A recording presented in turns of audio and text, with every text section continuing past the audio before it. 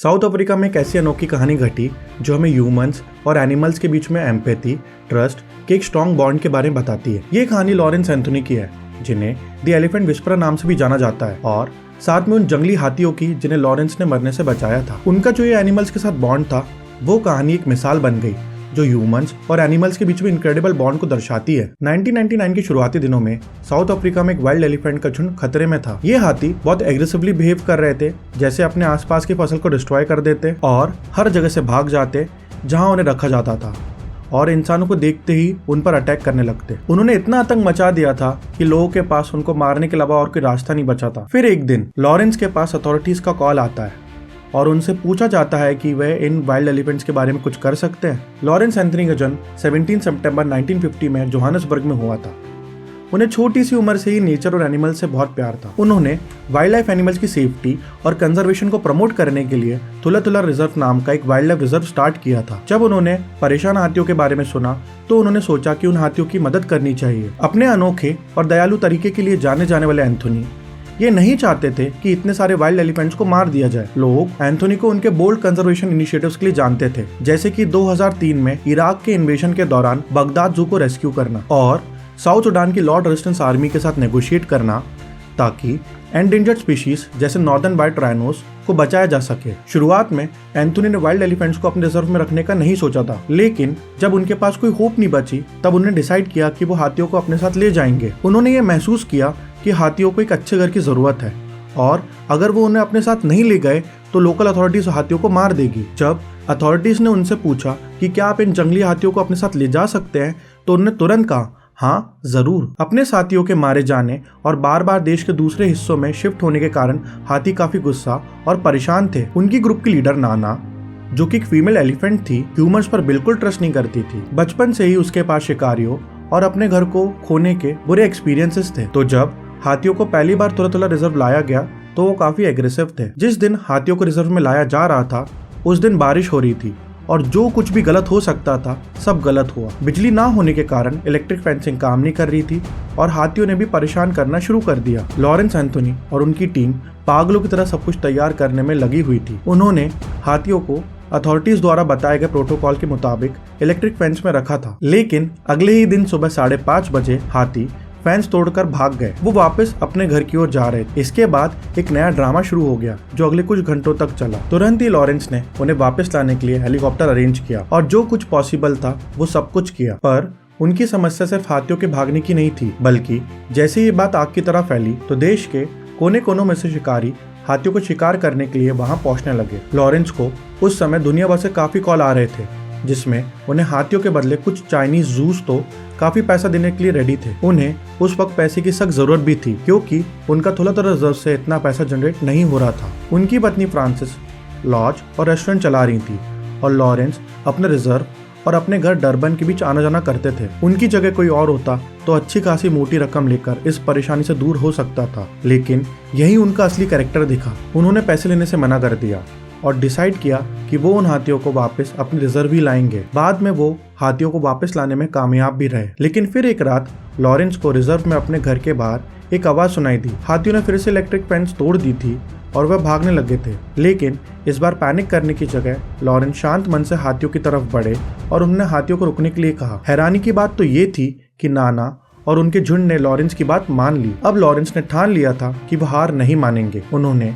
हाथियों के करीब रहना शुरू कर दिया और काफी महीने तक उनका ट्रस्ट जीतने की कोशिश की। अक्सर वो उनके पास ही रहते थे ताकि हाथी उनकी प्रेजेंस को फील कर सके। लॉरेंस को ये बात अच्छी तरह से पता थी कि अगर हाथियों का ख्याल रखना है तो हाथियों को उनके अकॉर्डिंग नहीं, बल्कि उन्हें हाथियों के अकॉर्डिंग ढलना पड़ेगा। ये काफी चैलेंजिंग समय था।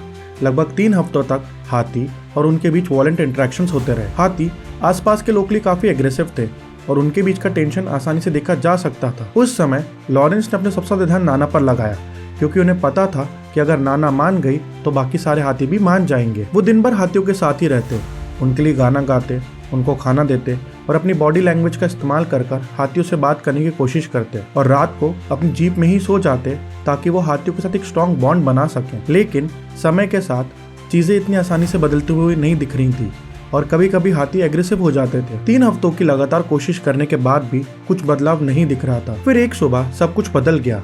लॉरेंस उस समय काफी हताश थे उनको इस समस्या का आगे कोई रास्ता दिखाई नहीं दे रहा था। तभी नाना उनके पास आई और एक कॉर्नर पर खड़ी हो गई और उसने अपनी सूंड फेंस के ऊपर करके लॉरेंस के सर को छुआ। उसी पल मानो सब कुछ बदल गया। लॉरेंस को पता चल गया था कि अब उन्हें हाथियों को फेंस से बाहर निकालने का वक्त आ गया है। ऐसा लग रहा था कि जैसे नाना ने अब डिसाइड कर लिया है कि थुला थुला ही उनका घर बन सकता है और उनका झुंड लॉरेंस पर ट्रस्ट कर सकता है। समय के साथ साथ हाथी कम एग्रेसिव होते गए और लॉरेंस पर उनका ट्रस्ट बढ़ने लगा। वो लॉरेंस को अपने पास आने देते, उन्हें छूने देते और उनसे बात करते। ये मूवमेंट्स देखने लायक होते।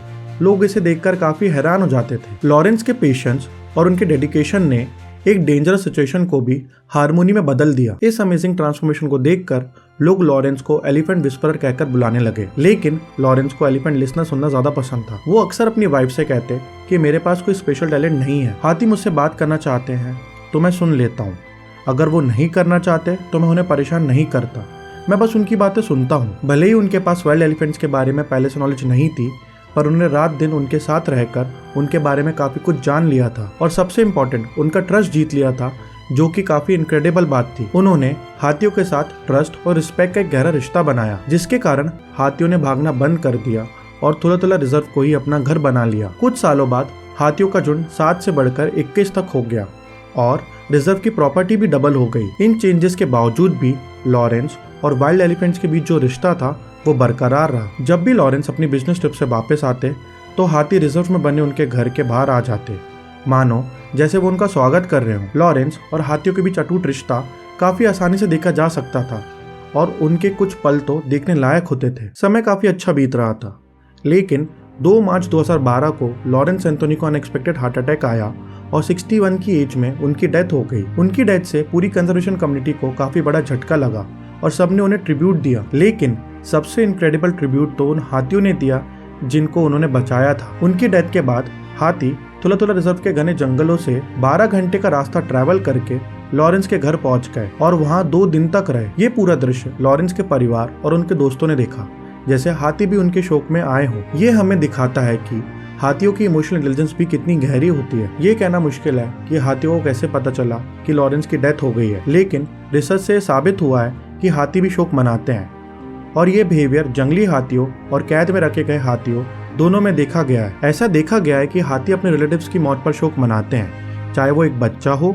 या फिर कोई एडल्ट। लॉरेंस की पत्नी फ्रांसिस ने बताया कि मेरे पति हमेशा कहते थे कि दुनिया में कुछ चीजें रीजन से समझाई नहीं जा सकती, ना ही वो दिखाई देती हैं, पर अपनी गहराइयों से सभी लिविंग थिंग्स जैसे इंसान, पेड़ और जानवर को एक साथ जोड़ती हैं। मुझे ये बात कभी समझ नहीं आई, लेकिन जब लॉरेंस के मरने के बाद हाथियों को अपने घर के सामने देखा तो मुझे उस दिन ये सारी बातें समझ में आ गई। लॉरेंस की डेथ के 1 साल बाद हाथी 4 मार्च को वापस वहां आए और वहीं खड़े रहे।